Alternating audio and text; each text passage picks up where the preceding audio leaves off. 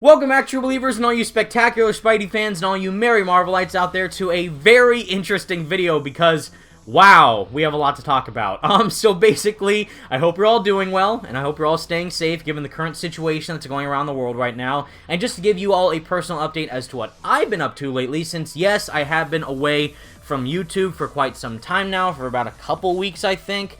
Besides a couple of TNAS videos here and there, I haven't been posting as much as frequently as I would like to, because first off, there hasn't been any news. I mean, for mainly the Avengers project, the main game that I'm covering right now, there's no news from Square, Crystal, Marvel, anybody, because the game is still being worked on, comes out September 4th, we're still waiting for information about the co-op and the beta and all that stuff, which they're most likely going to talk about later, and given the current situation that's happening worldwide, we don't know if the overall mass delays that are happening for certain gaming events and even movies and other, even social gatherings may affect the release schedule of certain games. We don't know if that's going to happen or not yet, but hopefully, given that Marvel's Avengers releases later on in the year, like the fall, maybe it might kind of die down a bit more compared to how it is now, because they have shut down all local schools, at least for me, in the California area, because if you are unaware, I did post this on Twitter a couple weeks ago, and I might have brought it up on YouTube,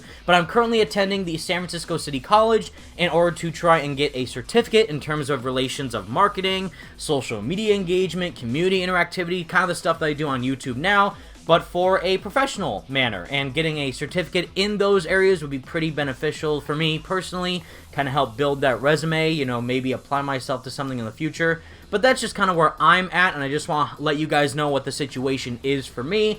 And now that the school's shut down, it's going to be pretty hard to kind of do in-person classes. We do have courses online, so that'll be interesting to dive into. But with all that said, of course, the main factor we are going to talk about today is for the gaming industry, with E3 being canceled.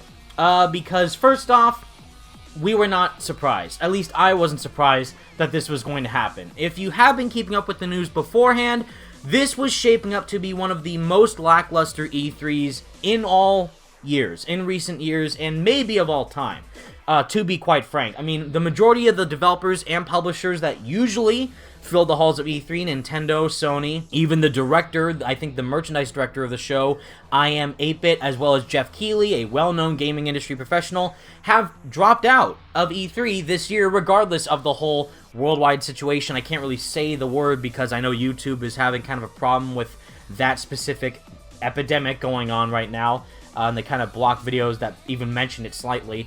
But that situation is obviously the core nail in the coffin that obviously canceled E3 as a whole. But besides that, there were a lot of factors that were going into this year's convention that made it feel not even close to as special as the previous conventions were. I mean, me personally, my first E3 was 2018, second one was 2019, and they were some of the best experiences in my entire life. And it's kind of sad to see how special that gaming convention was. A convention to honor and love the overall art form of video games and the fans of games. Whereas this year, it was discussed to be some sort of online influencer, social media infused, core focused event that's gonna reinvigorate life into the overall E3 spectrum, which did not sound anything close to what most people watch E3 for in the first place or get excited about E3 for in the first place. So, in general, it is really scary that all these other conventions are being canceled and shut down due to the worldwide situation right now, but I think this might be for the best, considering that now these companies and gaming properties have more freedom to possibly promote their products on a more personal level and try and connect with the audience more directly, instead of what these conventions were doing was to kind of get that factor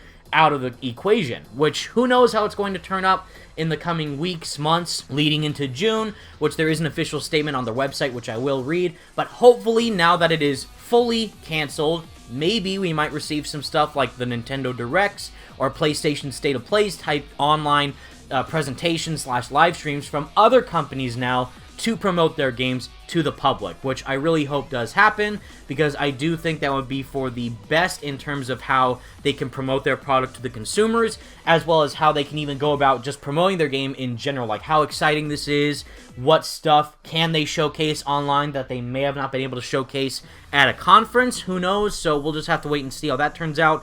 But to read directly from the official E3 website itself relating to this news when it happened, and I will read it directly because this is what the article says, so hopefully YouTube doesn't cancel me for it, is that E3 2020 canceled due to growing concerns over COVID-19 virus, which of course is the coronavirus, but as it also states, after careful consultation with our member companies regarding the health and safety of everyone in our industry, our fans, our employees, our exhibitors, and our longtime E3 partners, we have made the difficult decision to cancel E3 2020, scheduled for June 9th through the 11th in Los Angeles. Following increased and overwhelming concerns about the COVID-19 virus, we felt this was the best way to proceed during such an unprecedented global situation. We are very disappointed that we are unable to hold this event for our fans and supporters, but we know it's the right decision based on the information we have today.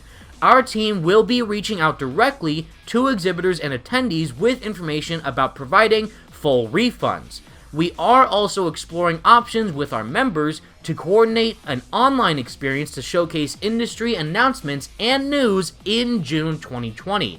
Updates will be shared on e3expo.com. We thank everyone who shared their views on reimagining E3 this year. We look forward to bringing you E3 2021 as a reimagined event that brings fans, media, and the industry together in a showcase that celebrates the global video game industry. And yes, that's kind of what E3 was beforehand, but again, as I said, they kind of lost all the core factors as to what made the convention special in the first place. So now seeing that they are going to take a step back, look at everything, analyze it from a consumer and marketing perspective, see how they can promote it directly for the overall fan base on an actual connecting standpoint, instead of just doing something for the companies and the media, but for everyone, would be in everyone's best interest, both for E3 itself, both for fans, both for the companies that are actually promoting their games at the convention, because they're not required to be at E3. That's what, some people may kind of not really understand, is that Sony, Nintendo, Microsoft, they never had to be at E3. It was never a requirement for all these gaming companies to be there. They just wanted to be there for an event to promote their games on a grander scale for fans and media, and get a huge amount of traction at this, essentially what it was, a trade show.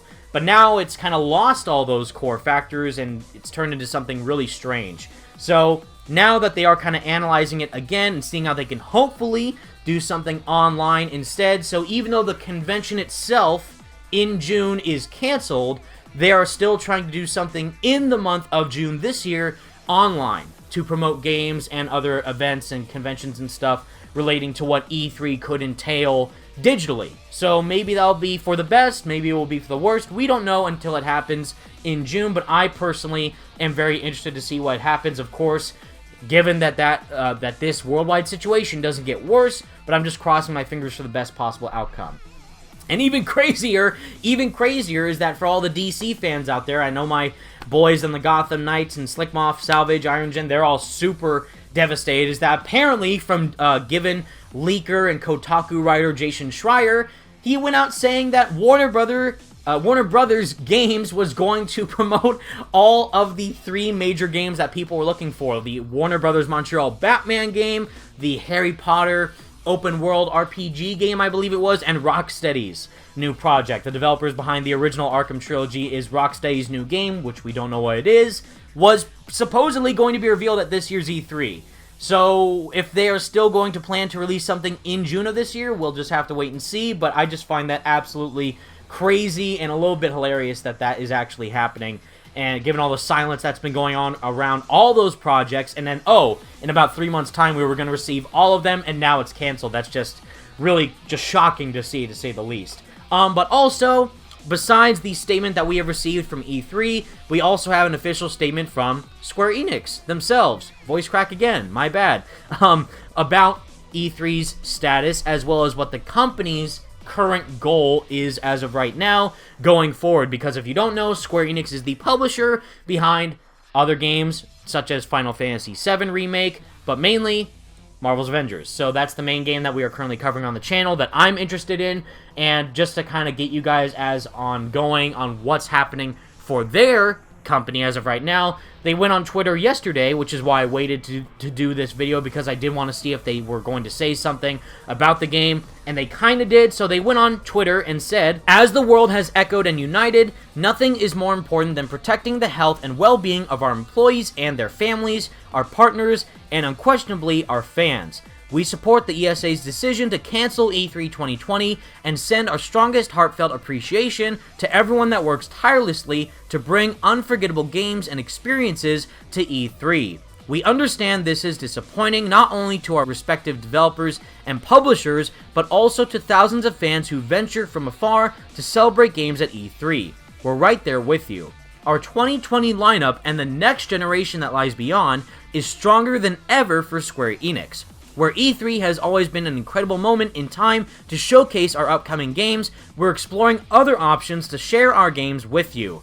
More to come, stay tuned, thank you," from Square Enix. So, interesting statements from them, because that kind of falls in line again with what E3 stated on their website, is that they're planning to do something online, directly showcasing the games through maybe like a live direct presentation, something like that, a live stream event, whatever. It's definitely not going to be in person, that's for sure. So, if we end up receiving news about Marvel's Avengers, or of course if you're excited for any other Square Enix game coming out in the future, we will most likely receive updates from them, either directly from the companies on like Twitter, Facebook, Instagram, all that, or an online presentation format. So, I'm interested to see how that will turn out. Again, I don't think we're going to be receiving any news anytime soon, like in the coming weeks, probably in the coming months, but I don't think anything recent is going to be showing up for any of these major games. And of course, if you're only interested in the Avengers game, we're just probably going to have to wait until June, until our full-on next showcase of maybe co-op,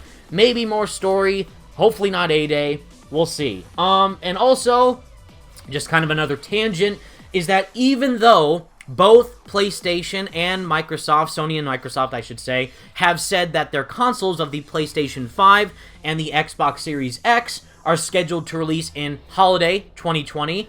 Now that this whole epidemic is going on worldwide, this whole situation, I do believe that there is a possibility, and of course, given all these other major delays for gaming events, social gatherings, and of course, from a production standpoint, at certain companies and, manufacturing sites, I do believe there is a possibility that the PlayStation 5 and Xbox Series X will be delayed from holiday 2020 to sometime maybe early or mid-2021. And of course, with the silence that PlayStation has had with the PS5, that only kind of solidifies my gut feeling about that a bit more. I could be totally wrong, but I'm just saying to just expect that as a possibility. I don't know for sure if it will happen, but it could happen. So that's what I'm just trying to tell you guys right now. Stay safe out there. Be cautious, look alive, make sure that anything and anyone around you is totally safe and sanitary. Of course, wash your hands, that's always important. But of course, have fun.